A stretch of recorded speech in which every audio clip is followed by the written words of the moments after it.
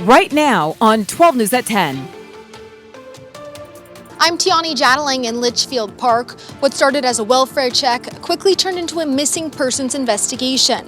What Avondale police and neighbors are telling us tonight. Weather impact alert. I'm tracking the extreme heat warning, which continues through the weekend for temperatures above 110 and rising humidity. Also ahead, a look at how Maricopa County Emergency Management stays prepared for monsoon storms well before they roll in. And I'm Cameron Cox in Canton. It is Larry Fitzgerald Hall of Fame week, and the Hall of Famer is here.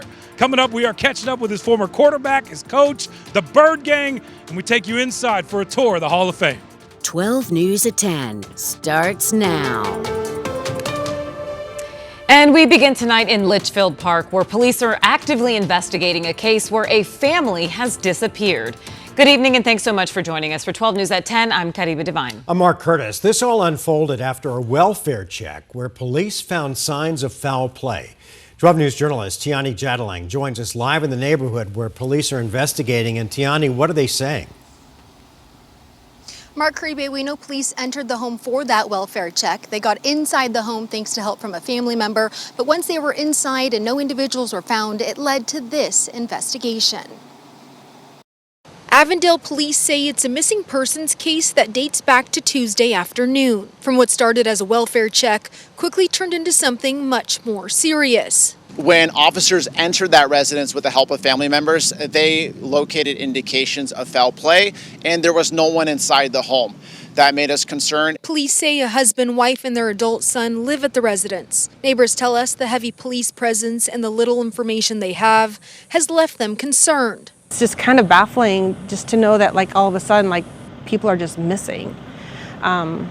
It makes me feel uneasy, a little bit. Neighbor Maria Parra spoke with police. She says they asked her for this. They were just looking for a gray car. They were focused on a gray vehicle, and they asked if I had seen it. I had not, because I'm at work all day, so I had not seen that.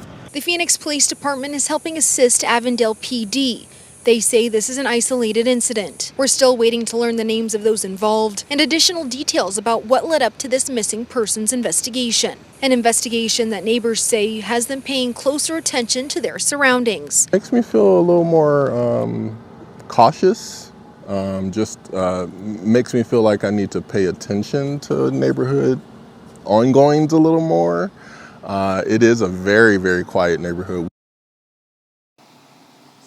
Now, at this time, there are no details about who requested that welfare check yesterday afternoon or where investigators stand with the case at this moment. Of course, as we learn new details, we'll have it for you here on 12 News. Live in Litchfield Park, I'm Tiani Jadaling, 12 News. All right, Tiani, thank you. Turning now to our weather with some monsoon storm activity brewing in parts of the state. I would love to see a storm tonight. Meteorologist Lindsay Riley is here. Any chance of that? It's not looking too good for us here in the valley. Now, where it is the most active is far southeastern Arizona. You can see all the lightning strikes down across Cochise County as well as the Tucson area. We've had multiple severe thunderstorm warnings, flash flood warnings in these areas, very robust storms. And the thinking was that some of these died down. They would put outflow boundaries out over the lower deserts and potentially strike up some dust. Now, that is still a possibility, but as the evening wears on, our chances are going lower. Now, as far as rain chances, they're pretty low for the overnight. Again, anything can happen with these outflow boundaries, but as you can see here, mainly dry. We do hang on to the clouds through the overnight, and we will wake up to a cloudy start out the door tomorrow. So here's that activity down around Tucson right now. By the time we get to about 1 a.m., a lot of it's going to die down. It'll move further west across Pima County. And again, it is possible that we see a shower or two spring up from it, some localized blowing dust as well because of the outflow boundaries. But this is 6 a.m.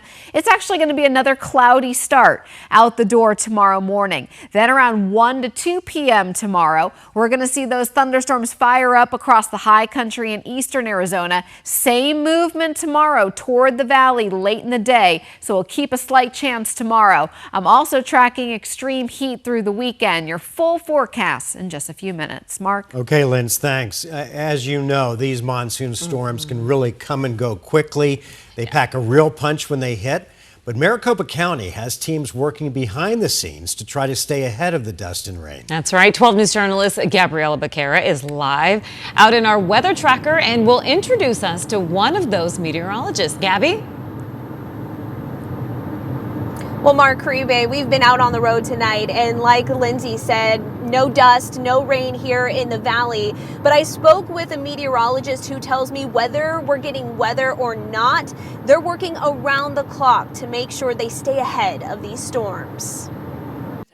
Inside this alert center, our Christmas is monsoon season. Meteorologists are working around the clock to stay ahead of heavy rain and high winds. Monsoon season really ramps it up because it introduces kind of a more volatile forecasting environment and a higher risk for flooding. Hannah Whipple, a meteorologist with the Maricopa County Flood Control District, is one of many people monitoring weather as it moves across the valley, determining where storms could pop up and alerting the proper agencies. And storms can pop up out of nowhere and do a lot of damage. They can bring really heavy winds, heavy rainfall that can cause flash flooding in an instant. They can bring lightning. She often uses tools accessible to everyone, including a radar, but she also has access to the county's more than 400 rain gauges. Using radar, we kind of know where the storm is and we can estimate the strength of it. But with our alert network, we can track actually like specific rainfall rates and then decide how impactful that'll be for the given region. Even though the dust and rain can come on quick, it's Whipple's job to think ahead of the storm, looking at what areas are more prone to flooding. There are hundreds and hundreds of low-lying water crossings across Maricopa County, so it's our county and our environment is really unique in that sense. She encourages more people to stay informed. You do need to be aware of the potential for monsoon storms to form. And suggests their daily weather outlook can help determine who will be impacted by a storm. We try to keep it fun, keep it light, keep it relevant for anyone reading it. And you can find that weather outlook on the county's website, or of course, stay with 12 News. We'll always keep you updated and informed of the weather. But for now, we're live in the weather tracker. Gabriela Becerra, 12 News. All right, Gabby, thank you for that. The Coconino County Sheriff's Office announces that they have identified human remains found in secret mountain area. Through DNA analysis, the partial remains were identified as 38-year-old Yolande Miller. According to DPS, Miller was reported missing in June of 2022 and was last seen leaving her Sedona residence. A cause of death has not been released. The investigation is ongoing. Tonight, we're getting a first look at how the city of Tempe is rolling out a new drink spiking ordinance aimed at improving nightlife safety. The ordinance took effect August 1st and covers about 60 bars across the city. Those businesses are being provided with free drink spiking detection kits and safety lids. Select locations will also have signs letting customers know that the kits are available. City leaders say the goal is to try to help people recognize the warning signs of drink spiking. So we did a survey of ASU students, and we found that nearly 60% of ASU students had either experienced or knew someone that had experienced a drink spiking incident. However, the reported cases are very, very low. So this kind of matches and kind of tells us that this is a problem that's happening underneath the surface, not only in Arizona, but really nationwide.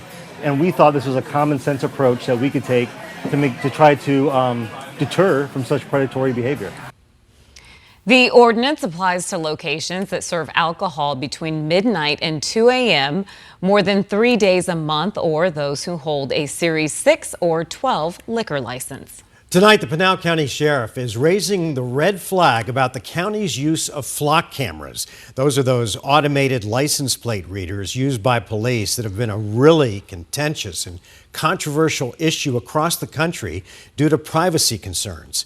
Sheriff Ross Teeple announced today that he told the Board of Supervisors he will not be renewing the county's contract with Flock. In a video posted on social media, the sheriff explained his reasoning. I just notified the Board of Supervisors and the citizens of Pinal County that we are not renewing our Flock contract. I have serious Fourth Amendment concerns with some of the technology that is contained in those cameras, whether we have access to it or not. I swore an oath to the Constitution and will protect your individual liberties until the day I die. It's an honor to serve. Pinal County's contract with the license plate readers expires at the end of the month. This comes just a week after the Navajo Nation Police Department announced that it would start installing flock cameras across the sprawling indigenous community. Phoenix's own Jade Carey is back home this week, competing in front of a hometown crowd as national titles and spots on the U.S. national team are up for grabs. For the first time ever, Phoenix is hosting the U.S. Gymnastics Championships. The four-day event brings the country's top men and women gymnasts to town. Jade is one of 6 Olympians competing this week as gymnasts, both junior and senior, go for national titles, U.S. national team spots, and a chance to represent Team USA at the World Championships this fall. For Carey, this week is that rare opportunity to compete on the national stage without having to leave home.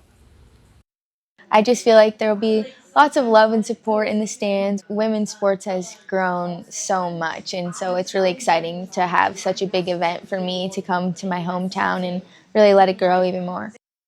Competition begins tomorrow and it runs through Sunday at the Mortgage Matchup Center. You can still buy tickets to attend for a day at the event. Well, now let's check in with Cam, who's out in Canton, Ohio for the start of the Pro Football Hall of Fame Week induction.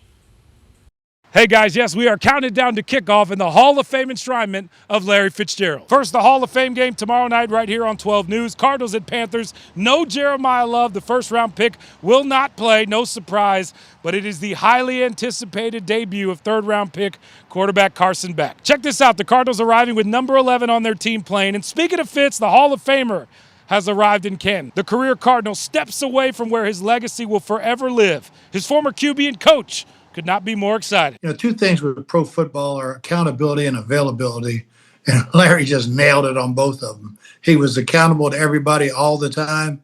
Every decision he made was in the best interest of the Cardinals to win. You know, I told him, I know they try to tell you 12 minutes or 15 minutes or whatever it is, and I'm like, brother, this is your moment. They might put a time limit on it, but blow right past that stop sign and make sure that this is the speech that you want to kind of leave your mark. Hall of Fame week officially underway. The Bird Gang is here. He's a great player, great person, and for us to be here just for that, it's amazing. Fitz is Mr. Arizona. I mean, everything about the man, everything he does is all class act. 12 Sports taking you on a tour of the Hall of Fame, from the legendary bus room to Pat Tillman's display and Larry's locker. Fitz handpicking all of these items to represent his journey. As soon as you come in the door, there's 2 things that you see. One is an explanation of why the Pro Football Hall of Fame's in Canton, and the second is the new class. And we want people to appreciate what the new class did. This is a really, really special class that's generated a lot of excitement with the fandom. All right, here's the schedule. Kickoff tomorrow night right here on 12 News is at 5 o'clock.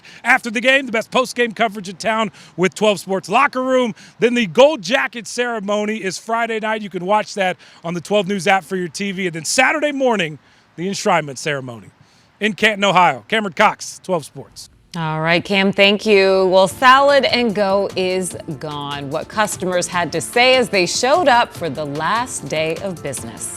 And at 10:14, let's give you a live look over downtown Phoenix. Stay right here. 12 News at 10 is coming right back.